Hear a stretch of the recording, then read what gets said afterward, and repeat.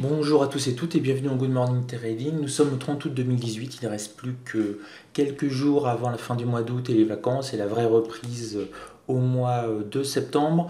On va faire le point sur les marchés rapidement, notamment les statistiques importantes du jour qui peuvent peut-être faire bouger un petit peu les marchés. Alors, pour ceux qui traitent de l'indice DAX, on a le demandeur d'emploi, le taux de chômage du mois d'août, ça fait généralement très peu bouger. L'inflation aussi très peu bouger, donc ça, c'est pas très important.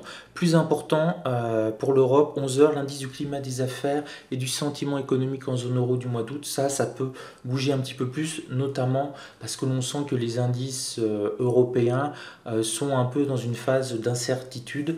On a tous les indices américains qui explosent, qui battent record sur record. Le Nasdaq Composite a battu son record, le S&P 500 a battu son record historique et nous on est très loin des records. Donc si on a un indice des climats des affaires, des sentiments économiques en zone euro, ouf, je réussi à le dire d'un coup, déprimé, on peut se prendre une claque sur les indices européens. Donc faire attention à 11 heures. Et puis bien entendu, ce que l'on attend toujours avec beaucoup d'intérêt, 14h30, deux statistiques importantes qui tombent. Les dépenses des ménages. Est-ce que Bob, Ken et Barbie ont dépensé de l'argent? Oui, s'ils dépensent de l'argent, c'est très bon pour l'économie américaine et aussi pour l'économie mondiale. Ça crée de l'activité. Bon, ils s'endettent, mais bon, le problème de la dette, on n'en parle pas du tout en ce moment, donc on n'y pense pas.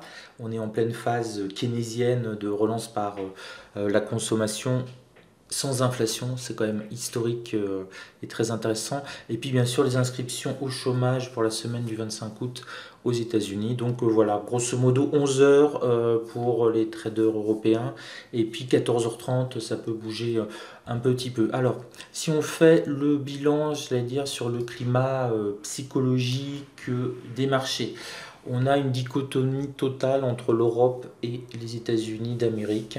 Les États-Unis d'Amérique, ça va très bien. Regardez, on a vraiment l'exemple total, c'est le Nasdaq.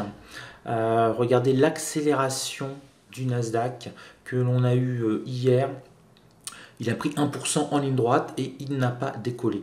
Et là, vous voyez toujours l'intérêt très intéressant, notamment pour un indice comme le Nasdaq, des résistances mensuelles. Là, on voit que sur la middle area mensuelle, il a stagné pendant plusieurs jours.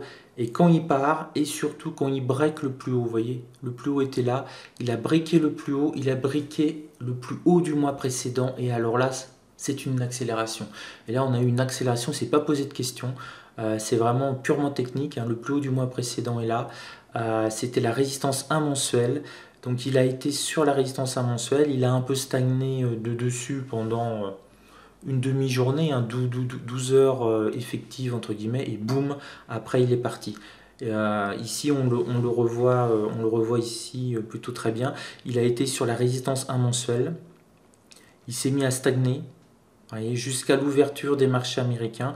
Et quand il a passé le plus haut du mois précédent, on a eu l'accélération après l'ouverture des marchés américains. Et ensuite, là, vous voyez, il s'est mis à ranger. Alors là, c'était la middle R2 hebdomadaire. Et quand il rebreak, boum, ça repart. Deuxième jour, et là, il s'est mis cassure de la résistance 2 hebdomadaire. Et boum, il s'est mis à breaker comme un fou pour aller se poser pile sur la middle R2 mensuelle. Donc, vous voyez, c'est des hausses très violentes, enfin très violentes. C'est des hausses assez fortes et appuyées, on va plutôt dire ça, avec quasiment aucun retracement. On le voit bien, foum, ça monte par vague. Tac, tac, stagnation. C'est pas des retracements, c'est vraiment la stagnation. On monte un peu, boum, pareil, non-stop. Donc là, si vous étiez vendeur, vous faisiez décapiter. Donc vraiment on a les indices américains extrêmement forts. Je ne vous montre pas le S&P 500, c'est du même ressort. Et pour le Dow Jones qui est un peu plus industriel, un petit peu plus pesant, on a à peu près le même schéma. Vous voyez, monter par palier, sans retracement, des petites stagnations sur des résistances, et puis on réussit à les passer. Alors, ce qui est intéressant de noter, c'est qu'on a bloqué sur la résistance 3 hebdomadaire sur le Dow Jones. Donc là, il a vraiment du mal à passer. On peut noter quand même 26 200 points, l'approche des 26 200 a été compliquée pour le Dow Jones qui a perdu une centaine de points. Et pour les indices européens, On est grosso modo sur ce schéma-là. On a eu une belle accélération, on stagne. Donc là, vous voyez, on est vraiment, je l'avais signalé hier, il y a la résistance 2 hebdomadaire qui bloque. Par contre, si on réussit à la passer, on pourra avoir une aspiration pour nous rapprocher du point pivot mensuel qui est les 12 603. Mais pour le moment, sur le DAX, ça paraît très loin. Alors, on est extrêmement proche, on est à 30-40 points parfois des 12 600, mais c'est très très compliqué pour repasser ça. Même chose pour le CAC 40, je vous en parlais encore hier, il est repassé au-dessus de 5500, et là, si il est 8 heures et quelques minutes, il est 8 heures pile, on vient juste d'ouvrir, il rouvre à nouveau sur futur en dessous des 5500 à 5493. Donc on a vraiment deux zones difficiles à franchir pour les indices européens. C'est se stabiliser au-dessus de 5005 sur le CAC. Et puis pour notre ami le DAX, c'est de rejoindre son point pivot mensuel. Il n'y arrive pas. Et là on voit, il se reprend une petite claque dès l'ouverture des marchés futurs. On a vraiment une dichotomie comme ça absolument incroyable. J'avais fait un schéma pour le... Voilà, je vous le remets. Voilà, j'avais fait un schéma pour le forum pour discuter avec les copains du forum. Et voilà, ce que l'on avait. Là, c'était la journée d'hier. Ça résume absolument tout. Là, c'est les indices futurs. C'est le Dow Jones futur. Donc, il est ouvert la nuit et vous avez la séance asiatique. Et les Asiatiques, ils font monter le Dow Jones. Ils font monter extrêmement haut. Ils lui font prendre près de 70 points, ce qui est pas mal pour des cotations de nuit. Donc tout va bien. Et ici, c'est l'ouverture des marchés européens à partir d'ici 8 heures. Là, vous voyez, ici 8 heures. Hop, on est ici, pile là, ouverture des marchés européens. Et déprimé. Voilà, l'Europe est totalement déprimée. Et donc le CAC 40, le DAX, etc., ça se met à baisser. Et on a donc les futurs américains qui suivent cette baisse. Les Européens se mettent à vendre dans leur état, j'allais dire, un petit peu dépressif. Et là, on voit qu'on a vraiment deux polarités. Parce que entre le plus haut sur l'Asie et la chute pile ici, les premières bougies rouges et l'ouverture du marché européen, il ne s'est rien passé. Il n'y a pas une news particulière qui pourrait expliquer ça, si ce n'est le climat psychologique. En Asie, ça va plutôt bien. Il y a des doutes sur la Chine, mais par exemple, Tokyo se porte bien. L'indice Nikkei se porte bien. Il est sous les 23 000 points. Lui, il a du mal à passer les 23 000 points, mais il s'en rapproche à chaque fois. Il hésite. C'est un petit peu le CAC 40 avec les 5500 points. Mais on voit il y a une dynamique entre guillemets positive. Et dès que l'Europe ouvre, boum, c'est le coup de calgon.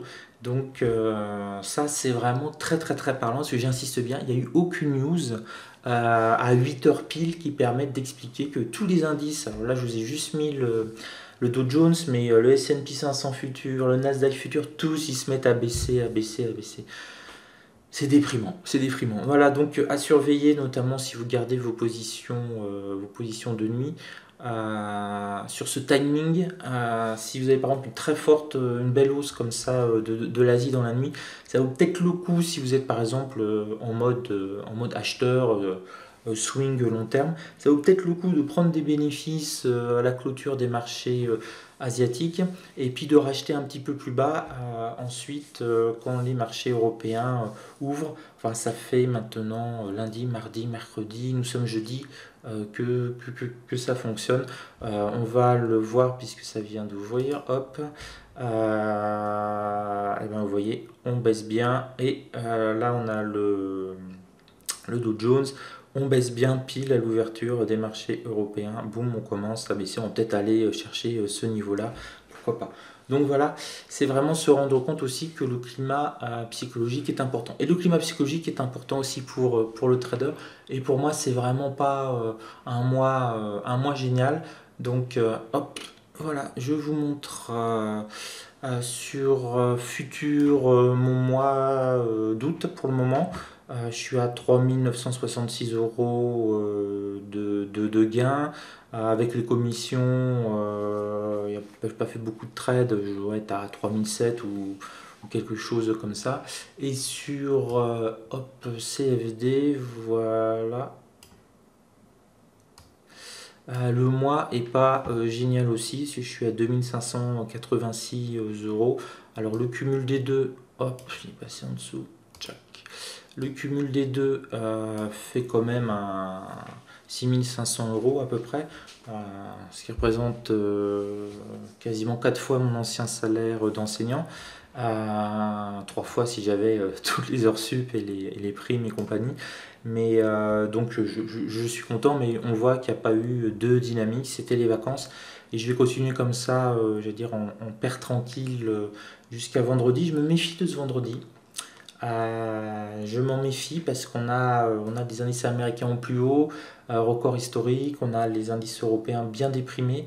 Donc ça peut être un vendredi un petit peu violent, notamment entre 20 h et 22 h sur les marchés américains. Soit on finit au plus haut hebdomadaire, on éclate tout le monde et c'est USA number one, ou soit on peut avoir des prises de bénéfices et elles pourraient être rapides. Voilà.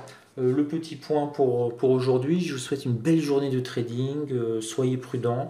Je vais faire très peu de trades parce que je veux préserver ces gains. Je vous dis, je cherche à gagner 5000 euros par mois pour payer mon train de vie. Donc là, je suis au-dessus, mais j'en mets pas beaucoup de côté. Donc il ne s'agirait pas d'un ou deux mauvais trades qui me ruinent mon mois. Donc on va rester un petit peu en défensive.